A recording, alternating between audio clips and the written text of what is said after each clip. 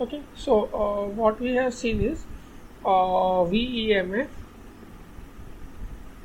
which is because of any battery source, has a relation with the electric field at any point. It's a circulation of your electric field around the closed loop, which is E dot dl. Okay, now this E is summation of EF plus E. EF is 0 outside the battery. E is the electric field due to the charges. It's outside the battery. Okay. So now I know that from Faraday's law that VEMF is equal to the induced EMF is equal to minus N into d psi by dt, where psi is the flux through the turns. Okay, every turn, each turn. Now if I assume that I have only one turn, then my formula will reduce to minus d psi by dt. What is psi? Is the flux through a turn, so that is given as d by dt minus d by dt. Okay, of psi is given as integral of b dot ds, right? B dot ds. Okay, so I can write this as v. So in short, what is happening here is you have a one loop, and yeah. So this, what is happening here is this is the current I. VEMF is induced through one turn. Okay, the amount of VEMF that is induced in this one turn, one loop, is equal to the amount of rate of change of the flux, or it is same as the E dot, the electric field, or the closed line path of closed line integral of the electric field. Now, how I can generate this VEMF, how I can induce this EVMF or produce an induced VEMF is, I can vary V, I can have a time varying V, I can have a time varying V. So let me just write it properly. I can have a time varying V in a static current loop. I can have a time varying area the loop or static magnetic field, or I can have a time varying area of loop in a time varying magnetic field. So all these three cases will induce a EMF. So we'll see them step by step. One way we see is how can I change that having a time varying V in a static current loop. So I place a loop here and I get a magnet. Here, and I move that magnet in this loop. That the example which we had seen for the Lenz's law. Okay, so I have this north pole and the south pole, and if I keep on moving this up and down near to this loop, I will be creating a time varying magnetic field here in this, which is passing through this particular current loop, so it will generate a change in the flux, right? Other way is what I can do is, I know that let's say I have this loop and I have a magnet brought here. Okay, so if I keep on moving this loop at an angle, okay, what I am doing is I am changing the B dot ds product, right? B dot ds is basically, what is B dot ds is, it's equal to B into ds into cos theta, that angle between them. So one way I can do is I can change the angle, right? So if I keep on tilting this way or this way, I'm basically going to change the b dot ds product, right? So that also will be like creating a change in flux. Okay. The other way is I move this as well as this. So time varying area and time varying magnetic field. So both changes, that also will result in a change in flux. Change in flux results with respect to time results in a induced EMF. Okay. Okay. Yeah. So I think I have made one typo here. It's time varying B in a stationary loop. Okay, it's the not static current loop, it's a stationary loop. Okay, so what it means is that the loop, there is one loop, a circular loop or any kind of loop, and what I'm doing is I'm getting a changing magnetic field in the vicinity of the loop. So the moment I do that, I will be inducing some EMF in the loop, which will start with a flow of current, and that flow of current will be creating a magnetic field of its own, which will oppose this change, right? That's the whole concept. So I have a stationary loop here. So we'll see the first case. Here. So I have a stationary loop here. And what is happening is there is a increasing, the B of t is increasing in this direction, okay, in this direction. So now what will happen is, since it's increasing in this direction and it is changing with respect to time, okay, it's changing with respect to time and increasing in this direction. We know that VEMF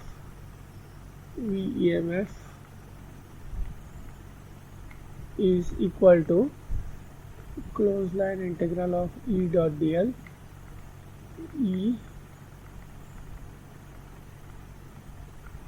dl and that is equal to integral of is equal to minus dv by d control C d by dt of integral b dot ds. This is there with us, right? This is there with us. So now what is happening is I am increasing b. The area remains same. So what I'm doing is I'm just increasing the b of t in one direction. So what will happen is I can rewrite this integral as, since the area remains same, del b by del t. There's only one loop right now, so that's why we don't have n, and ds. This is what you will get. So this will be the mathematical form of that. So I'll get this as E dot dl, which is a closed loop integral, closed line integral, will be equal to minus integral del b, this is del b by del t ds, right? So this is what I'll get. So I need this vector, this is a vector, and this is a vector. Okay, so if I apply a Stokes theorem, what I'll get is del cross E. If I apply a Stokes theorem, I'll get del cross E dot ds. Now both these integrals is over the surface of the current loop, right? So this is S. So now I can equate saying that del cross E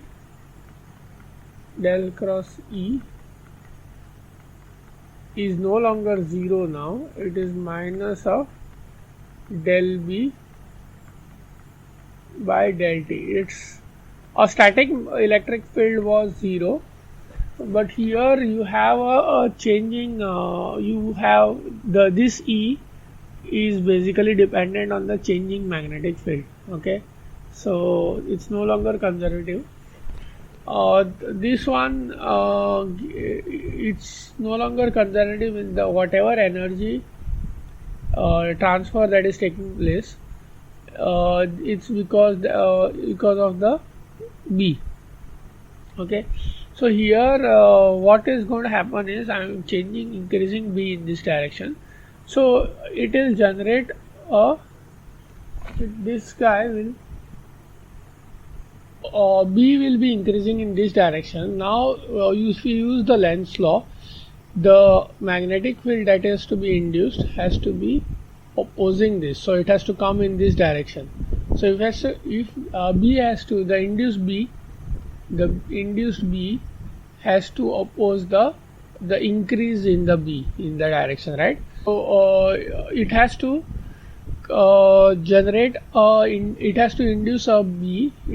The induced current has to generate a B which will oppose this increase of the flux, right, or increase of this B. So the direction of the current is going to be like in this direction. Okay, and if we have seen in our last example, VEMF is plus minus is this side, so what will happen is my E will be in this direction. Okay, so E will be in this direction. So yeah, correct. So now this E is basically a time varying field, electric field. This because of the current which is formed here is again changing, or VEMF is changing with respect to time, right? It's directly dependent on the magnetic field which is changing with respect to time. So in short, del cross E is no longer conservative. Del cross E for a time varying field is no longer conservative. It is the work done in this case for moving a charge in a time varying field will be because of the change in energy, right? Because of this time varying magnetic field. Okay, so so this is one of the Maxwell's equation for time varying magnetic field. Till now we had seen static magnetic fields, right? So static electric fields. So here this is for a time varying field. So one of the Maxwell's equation for a time varying field. So just note down this thing. Okay. So the one which we saw just now, this particular case, which was stationary loop in a time varying magnetic field. This is also called as transformer EMF. It's also called as transformer EMF. Where what is happening here is you have a constant steady the loop is a stationary loop, it's not moving. Okay, and you keep it in a time varying magnetic field. Whatever EMF is induced because of this particular change in the flux is called as transformer EMF, where we are having a moving loop. Okay, where we are having a moving loop in a static magnetic field. Okay, so before we move towards that, let's see the concept of like what exactly happens. Okay, so let's just forget about the loop right now. Let's just have a conductor. Let's assume that there is a conductor here, something like this. Okay, and what you are doing here is conductor. Okay, so what you are doing here is you are moving this conductor in a static magnetic field. So let's say that it's moving in this direction with a velocity of u. Okay, so now as there is a movement of this particular conductor, there will be like charges in this conductor.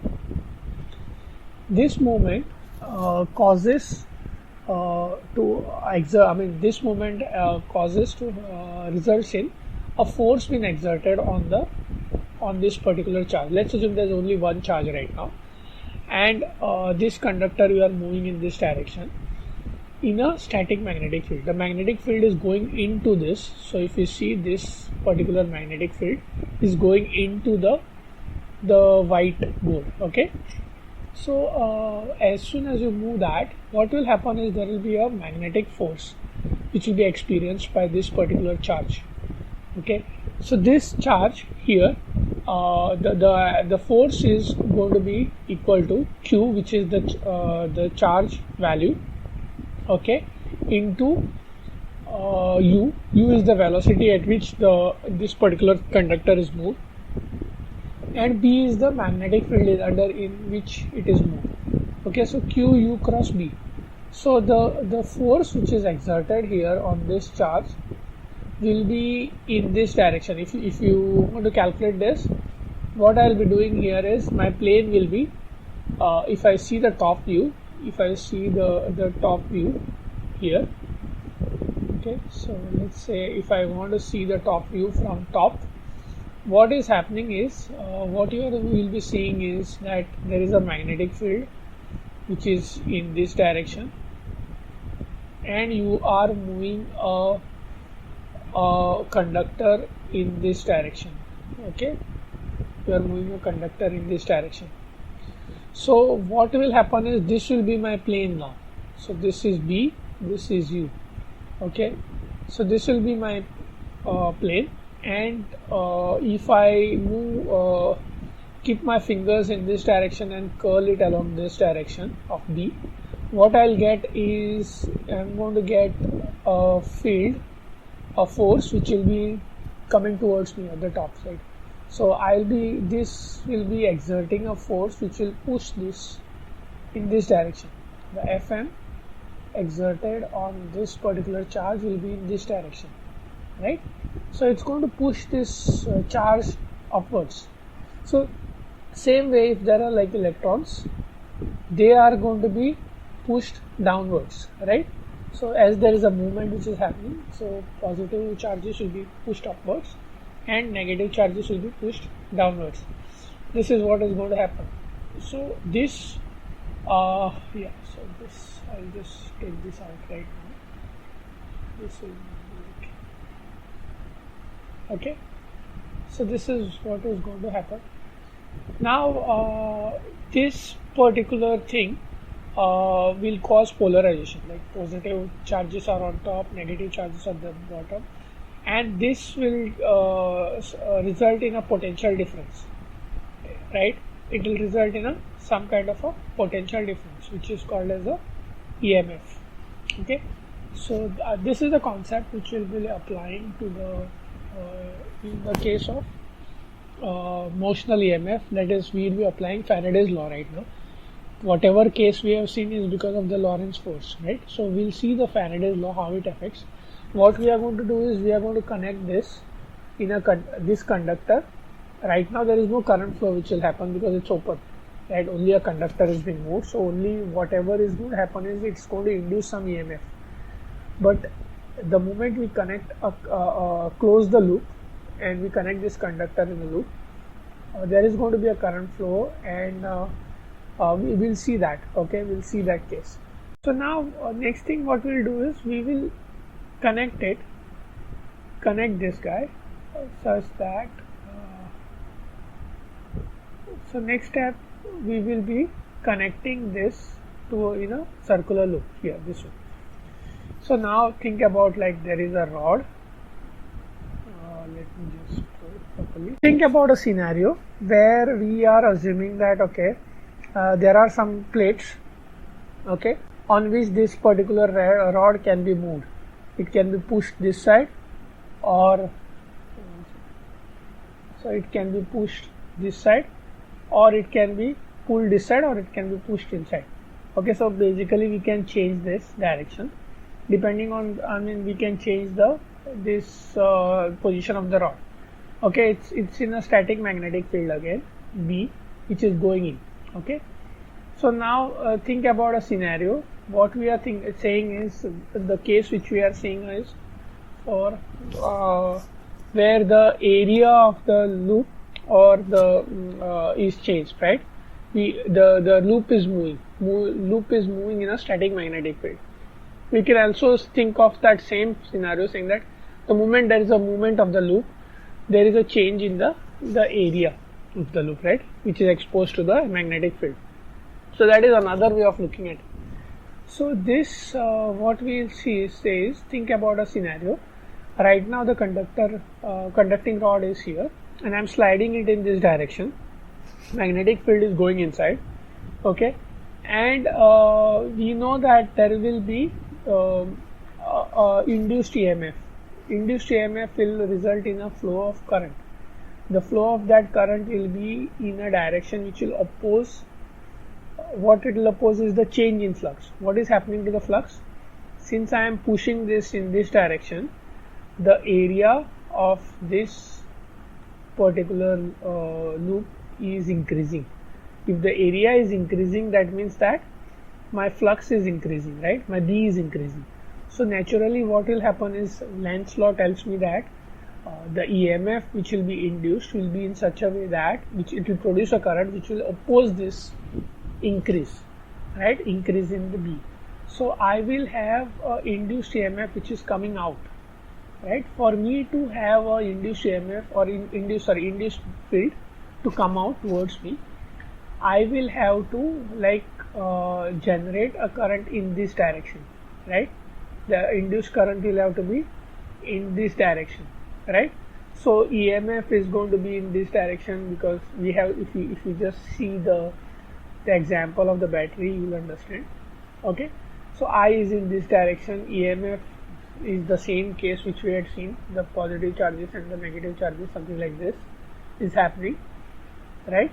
So this is the VEMF which will be resulting in, and the EM, the magnetic field, electric field due to the EMF will be in this direction, the same in the direction of the current.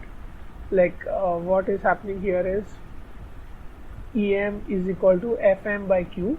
Fm is the force which is pushing the charges in this direction, negative charges in this direction, right? So EM is going to be in the direction of your Fm, okay? So it's always going to be in the direction of Fm. So this is what your EM is going to be, okay? So now here if you see, EM by Q is, Fm by Q is the force, magnetic force divided by Q is U cross B. If you use the convention, you will see that EM is upwards, okay? Now EM dot dl, we know that VEMF is EM dot dl, right? The circular path, the circular line integral of EM dot dl, okay? We already know that. So now that is circular line integral of closed path, closed line integral of U cross B dot dl, okay? So if I use Stokes theorem, using Stokes theorem, I get this, del cross EM equal to del cross U cross B. So I can say that del cross EM is equal to del cross U cross B cross B, okay? Yeah, coming to the third case where we can change the flux is when you start moving your loop in a time varying magnetic field. Till now what we had seen was two cases. The two cases that are transformational EMF, which involves transformer EMF, which involves moving keeping a stationary loop in a time varying magnetic field, and the second case was for motional EMF, where we had moved a current loop in a static magnetic field. So moving of the loop either created a change in the angle theta or in the area, okay? So that resulted in change of flux. That change of flux was opposed by the induced EMF. So that was the whole idea. Here, one thing I missed is if you move the conductor in this direction, that is what we get. But if we start moving the conductor in this direction, then what is going to happen is the area is decreasing, this particular area is decreasing, and what it results in is whatever EMF will get induced will be in a way to help the decrease. To oppose the decrease, that is to help the magnetic field to increase. So the induced EMF, like if you see right here, the induced EMF has to create a current, which in turn has to create a induced field which has to aid this magnetic field. So the direction of the current will be like opposite, will be going out this way. The whole thing, the EMF also, the polarities will change. So that we'll see in the programs as we move along, okay, in the problem, sorry. So as we move along, we'll solve some problems that will make it things clear. So now the third case, moving a loop in a time varying magnetic field. It is just a addition of the two cases. Like what you have is the induced EMF. In this case is is a line integral, a circular line integral of closed line integral of the path of the electric field. Okay, so E dot dl over a L closed loop integral. Okay, so that is equal to minus del B by del T over area, because of time varying magnetic field here. This is the value that you will get, and the other value will be because of the moving loop, which is changing the velocity. So this is like or a change, not changing the velocity, but it's the conductor is moving at a certain velocity in a magnetic field. So this is what you will get here. So U cross B dot dl, and so if I apply Stokes theorem, I'll get del cross E equal to minus del B by del T plus del cross U cross B. So these are the three cases. We'll look at problems which will make things simpler once we start solving some problems. Okay.